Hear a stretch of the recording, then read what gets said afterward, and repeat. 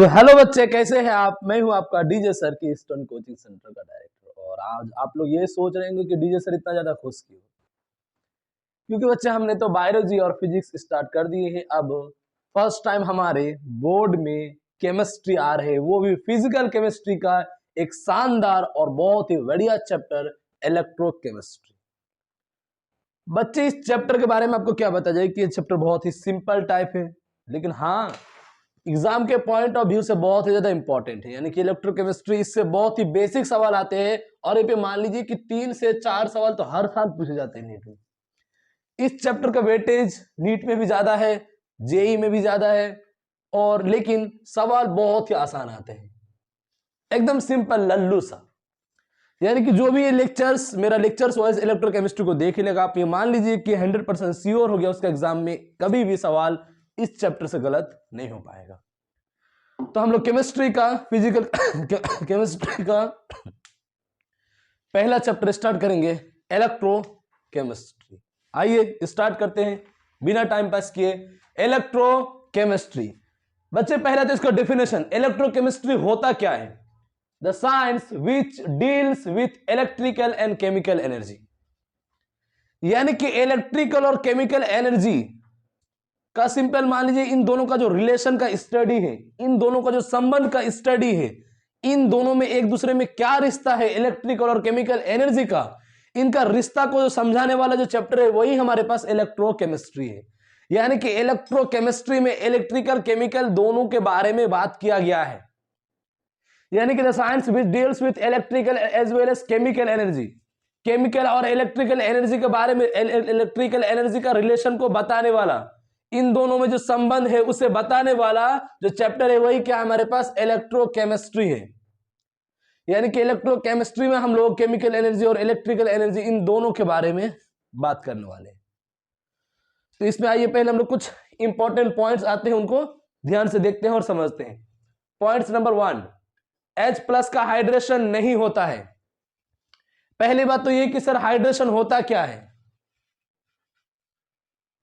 तो H+ का water के साथ अट्रैक्शन, इसी को क्या बोलते हैं, हाइड्रेशन, सॉरी हाइड्रेशन।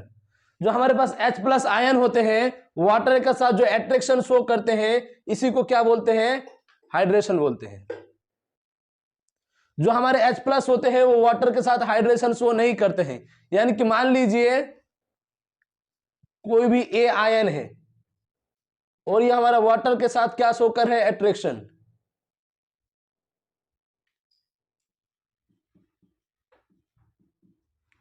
कोई भी ए आयन है या वाटर मॉलिक्यूल के साथ क्या शो कर रहा है, अट्रैक्शन शो कर रहा है। तो मैंने क्या बताया, जो हमारे पास H+ आयन होते हैं वाटर मॉलिक्यूल के साथ अट्रैक्शन शो नहीं करते हैं। आप फिर से समझिए, किसी भी आयन का वाटर के साथ अट्रैक्शन करना उसी को क्या बोलेंगे, हाइड्रेशन। क्लियर हो गया।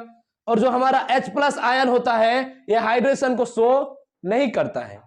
यानी कि H+ आयन में हाइड्रेशन होता नहीं है।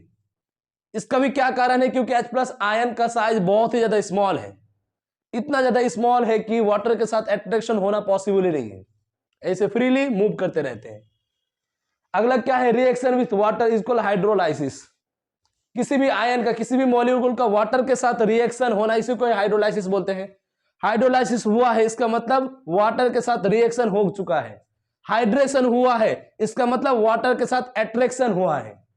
अगर वाटर के साथ रिएक्शन हो तो हाइड्रोलाइसिस बोलेंगे, और अगर वाटर के साथ अट्रैक्शन हो तो हाइड्रेशन बोलेंगे।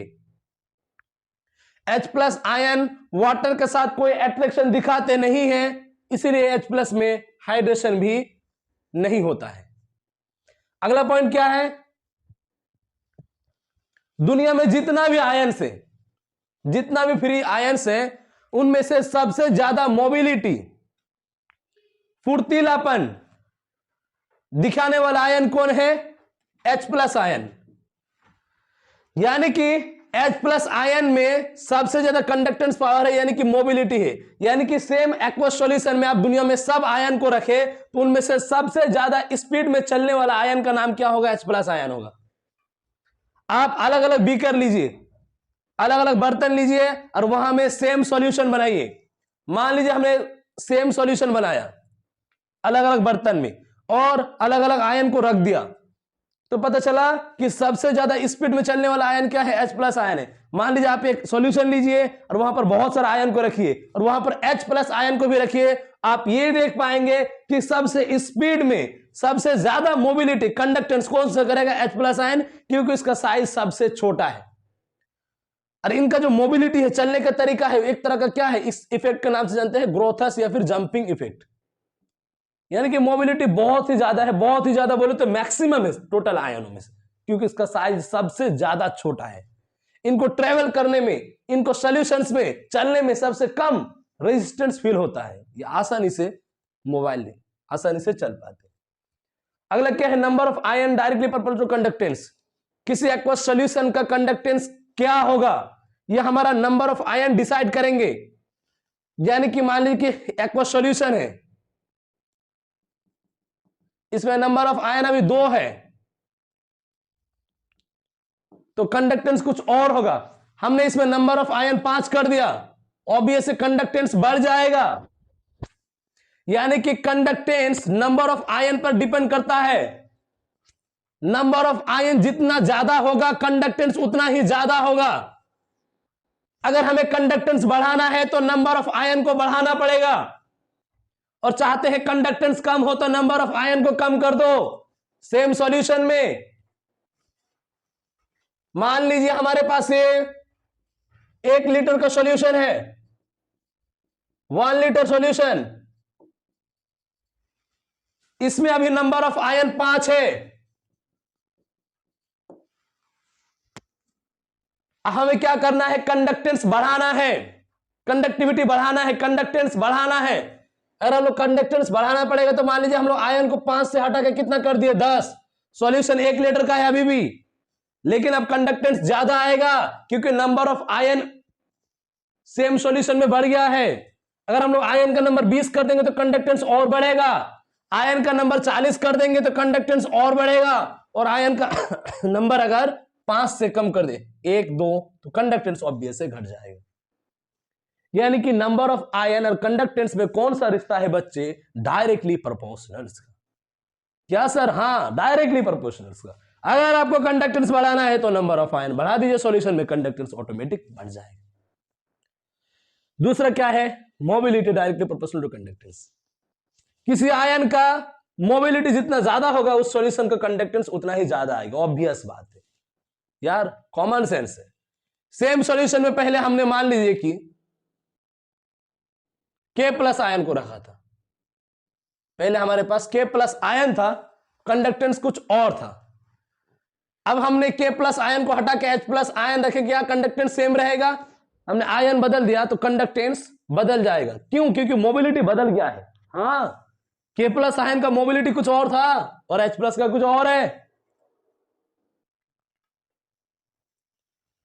तो mobility directly proportional to conductance. Number of ion और कंडक्टेंस डायरेक्टली प्रोपोर्शनल है। हाँ, तो नंबर ऑफ आयन बढ़ेगा तो कंडक्टेंस बढ़ेगा, और अगर आयन का मोबिलिटी बढ़ेगा तो भी कंडक्टेंस बढ़ेगा। यह हम लोग समझ चुके हैं। यानी कि अब तक हम लोग क्या पॉइंट समझे हैं? इलेक्ट्रिकल और केमिकल एनर्जी का बीच का रिलेशन, रिश्ता का साइंस का स्टडी ही क्या है? इलेक्ट्रोकेमिस्ट्री है।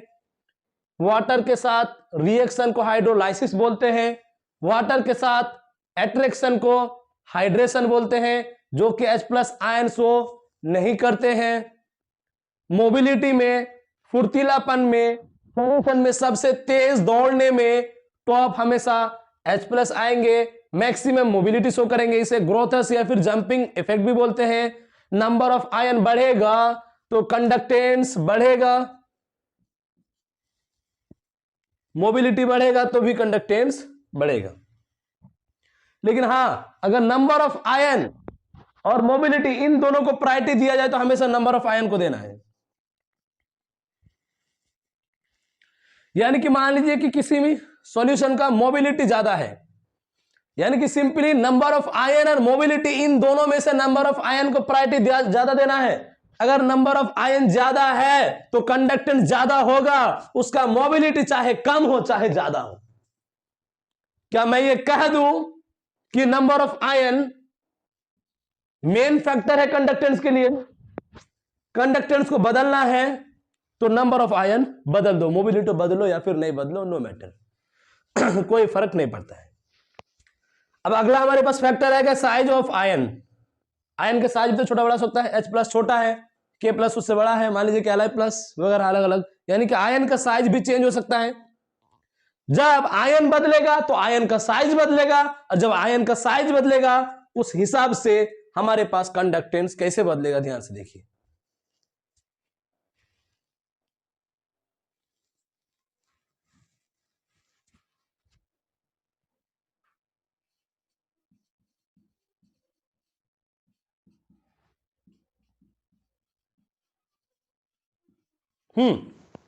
अब साइज ऑफ आयन हमारे कंडक्टेंस को किस तरीके से इफेक्ट करते हैं, आइए हम लोग समझते हैं। पहले बात तो मान लीजिए कि साइज ऑफ आयन को हम लोग बढ़ा दिए। साइज ऑफ आयन पहले काम था, हम लोग बड़ा कर दिए, यानी कि सॉल्यूशन में जो आयन छोटा था हमने उसे निकाल दिए और वहां पर बड़े आयन लाए, साइज में बड़ा है, तो क्या असर आएगा? अगर आयन का साइज अगर बढ़ा दिया जाए, आयन का अगर साइज बढ़ेगा तो वाटर के साथ अट्रैक्शन बढ़ जाएगा। आयन जितना बड़ा होगा वाटर के साथ उतना आसानी से अट्रैक्ट हो पाएगा। ओके, तो आयन बढ़ गया तो वाटर के साथ अट्रैक्शन बढ़ गया, और वाटर के साथ अट्रैक्शन बढ़ गया तो हाइड्रेशन बढ़ गया। जब वाटर के साथ अट्रैक्शन बढ़ जाएगा, जुड़ाव बढ़ जाएगा, उस आयन के लिए मोबिलिटी कम हो जाएगा, यानी कि आयन अब फ्री नहीं रहा, वाटर के साथ अट्रैक्शन बढ़ चुका है, अब वो आयन मूव करने के लिए फ्री नहीं रहा, तो मोबिलिटी कम हो गया उस आयन का सॉल्यूशन में। और जब मोबिलिटी कम हो गया तो कंडक्टेंस, यानी कि वो आयन अब फ्रीली मूव नहीं कर पाएंगे, ऑब्वियस कंडक्टेंस कम होगा ही, कंडक्टेंस कम होगा ही। अब सेकेंड केस क्या है, साइज ऑफ आयन को छोटा कर दीजिए। पहले बड़ा था हमने, अब क्या कर दिया, छोटा। अब आयन का साइज छोटा हो गया तो वाटर के साथ अट्रैक्शन कम हो गया, यानी कि आप मजबूती से अट्रैक्ट होकर नहीं रह पाएंगे। वाटर के साथ अगर अट्रैक्शन कम हो गया तो हाइड्रेशन कम हो गया, और वो फ्री टाइप हो गया, यानी कि सॉल्यूशन में मोबाइल है ज्यादा, वो सॉल्यूशन में आसानी से मूव कर पाएंगे, क्योंकि वाटर के साथ उतना खास अट्रैक्शन है ही नहीं। तो सॉल्यूशन में जितना आसानी से मूव कर पाएंगे, मोबिलिटी जितना ज्यादा होगा, उस सॉल्यूशन का कंडक्टेंस भी उतना ही ज्यादा होगा। तो क्या बच्चे आपको समझ में आया? अगर हम लोग साइज ऑफ आयन को बढ़ाते हैं तो वाटर के साथ अट्रैक्शन बढ़ जाएगा, तो हाइड्रेशन बढ़ जाएगा, तो मोबिलिटी कम हो जाएगा, तो कंडक्टेंस भी कम हो जाएगा। अगर हम लोग साइज ऑफ आयन को कम करते हैं, हाइड्रेशन कम हो जाएगा, मोबिलिटी बढ़ जाएगा, कंडक्टेंस बढ़ जाएगा। ये नया वर्जन था डीजे सर का। तो साइज ऑफ आयन को एक बार और फील करते हैं, आइए फील करते हैं। ये मान लीजिए किसी भी कोई सा भी सॉल्यूशन से हमने साइज ऑफ आयन को बढ़ा दिया। आयन का साइज मान लीजिए पहले छोटा था, अब हमने क्या कर दिया, आयन का साइज बढ़ा ले लिया। तो जब हमने आयन बढ़ा लिया और मान लीजिए हमारा वाटर मॉलिक्यूल्स था, तो इनका बीच का अट्रैक्शन थोड़ा बढ़ गया, यानी कि जो आयन था वो फ्री नहीं रहा, थोड़ा वाटर के साथ अच्छी तरीके से जुड़ गया। जब ये आयन फ्री नहीं रहा तो आसपास मोबाइल नहीं कर पाएगा, घूम नहीं पाएगा, मोशन में मोबिलिटीज का कम हो गया फुर्तीलापन कम हो गया, ऑब्वियस कंडक्टेंस कम हो गया। अब मान लीजिए कि आयन हमने छोटा ले लिया, छोटा साइज का, तो वाटर के साथ सही से अट्रैक्शन नहीं हो पाया, इसका हाइड्रेशन नहीं हो पाया, तो ये फ्री रह गया, सॉल्यूशन में ज्यादा दौड़ धूप करने लगा, तो कंडक्टेंस बढ़ता हुआ नजर आया। अब जो हमारे पास सेल्स होते हैं, इसमें दो कैटेगरी हम लोग करते हैं, एक है गैल्वेनिक सेल और दूसरा है इलेक्ट्रोलाइटिक सेल। इनका डिफरेंस आगे देखेंगे, बस अभी तो इतना याद रखना है। गैल्वेनिक सेल किसे कहते हैं? ऐसा सेल जो केमिकल एनर्जी को इलेक्ट्रिकल एनर्जी में बदलने का काम करते हैं, केमिकल एनर्जी को इलेक्ट्रिकल एनर्जी में बदलने का काम करते हैं। ये क्या है हमारे पास? गैल्वेनिक सेल है। दूसरा क्या है हमारे पास? Electrolytic cell. इलेक्ट्रोलाइटिक सेल क्या करेंगे? इलेक्ट्रिकल एनर्जी को केमिकल एनर्जी में बदलेंगे। इलेक्ट्रिकल एनर्जी को किस में बदलेंगे? Chemical energy. तो सिंपली इतना याद रखना है कि जो हमारे पास गैल्वेनिक सेल होते हैं, इसका क्या काम है? केमिकल एनर्जी से इलेक्ट्रिकल एनर्जी बनाना। इलेक्ट्रोलाइटिक सेल का क्या काम है? इलेक्ट्रिकल एनर्जी से केमिकल एनर्जी में convert, chemical energy, electrical energy को केमिकल एनर्जी में कन्वर्ट करना। ये सिंपली सिर्फ इतना याद रखना है हमें। आगे ध्यान देते हैं। जो हम लोग कंडक्टर्स बोलते हैं, कंडक्टर्स हमारे पास दो प्रकार का होता है। कंडक्टर्स किसे कहते हैं? जो सॉल्यूशन के अंदर कंडक्ट होगा, जो सॉल्यूशन के अंदर मोशन करेगा, जो मोबाइल होगा, सॉल्यूशन के अंदर जो मोबिलिटी शो करेगा, उसी को क्या बोलते हैं? कंडक्टर्स। जिसके कारण कंडक्टेंस आएगा उसे हम लोग क्या बोलते हैं? कंडक्टर्स बोलते हैं। अब कंडक्टर्स हमारे पास दो है, दो प्रकार के हैं। एक है मेटालिक कंडक्टर, दूसरा है आयनिक या फिर इलेक्ट्रोलाइटिक कंडक्टर। मेटालिक कंडक्टर ऐसा कंडक्टर जिसमें कंडक्टर मेटल के रूप में रहेगा। जिंक मेटल है, कॉपर मेटल है, आयरन मेटल है, यानी कि इसमें जो कंडक्टर है वो मेटल के फॉर्म में है। और आयनिक या फिर इलेक्ट्रोलाइटिक कंडक्टर में कंडक्टर आयन के फॉर्म में प्रेजेंट होगा, यानी कि इलेक्ट्रोलाइट के फॉर्म में प्रेजेंट होगा। जैसे NaCl एक्वस, ये क्या है? एक कंडक्टर है। ये एक आयनिक कंडक्टर क्यों है? क्योंकि इसमें आयंस के फॉर्म में प्रेजेंट है। ये एक्वस का मतलब है पानी, NaCl पानी में जाएगा तो ऑटोमेटिक टूट जाएगा Na+ और Cl- में, इसमें ये तीनों चीजें हैं और H2 आ जाएगा साथ में। यानी कि NaCl एक्वस एक कंडक्टर है लेकिन आयनिक है, इलेक्ट्रोलाइटिक है, क्योंकि ये आयन के फॉर्म में प्रेजेंट है, ये मेटल के फॉर्म में प्रेजेंट नहीं है। NaCl मोल्टन, मोल्टन का मतलब पानी गायब रहेगा। NaCl मोल्टन में Na+ और सिर्फ Cl- प्रेजेंट होगा। मेटालिक कंडक्टर में मेटल्स होगा, आयनिक कंडक्टर में आयंस होगा।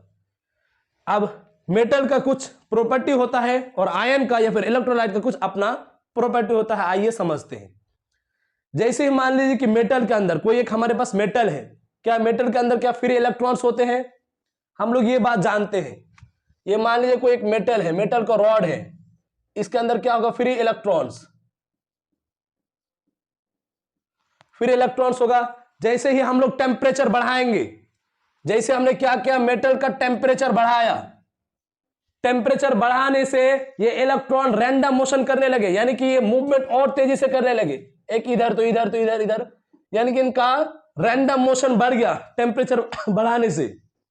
टेम्परेचर बढ़ाने से इलेक्ट्रॉन का रैंडम मोशन बढ़ गया, बहुत स्पीड में इधर उधर और भी टकराने लगे। जब रैंडम मोशन बढ़ा तो इलेक्ट्रॉन के बीच में कॉलिजन यानी कि टकराव बढ़ गया। या टेम्परेचर बढ़ेगा, जब भाग दौड़ मचेगा तो क्या कॉलिजन नहीं होगा? कॉलिजन रेट होगा और ज्यादा होगा। यानी कि टेम्परेचर बढ़ने से जब रैंडम मोशन बढ़ेगा तो कॉलिजन बढ़ेगा, तो रेजिस्टेंस बढ़ेगा, तो कंडक्टेंस कम होगा। अब आइए इसको कैसे समझते हैं, ध्यान दीजिए। मान लीजिए एक मेला है, मेला में बहुत सारे आदमी होते हैं, एक साथ इकट्ठा जमा रहते हैं। मेला है, मेला में बहुत सारा आदमी है।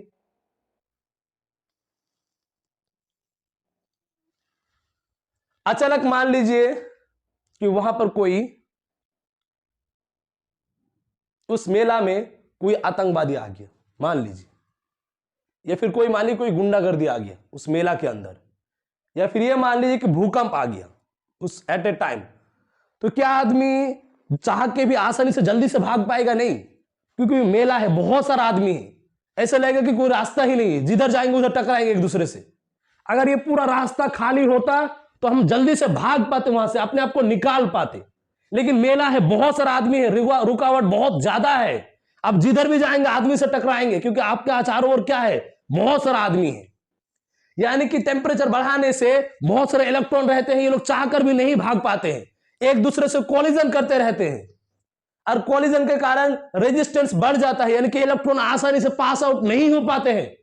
और रेजिस्टेंस बढ़ गया, अगर इलेक्ट्रॉन आसानी से पास आउट जल्दी जल्दी नहीं जा पाया तो कंडक्टेंस कैसे आएगा? आएगा लेकिन कम आएगा।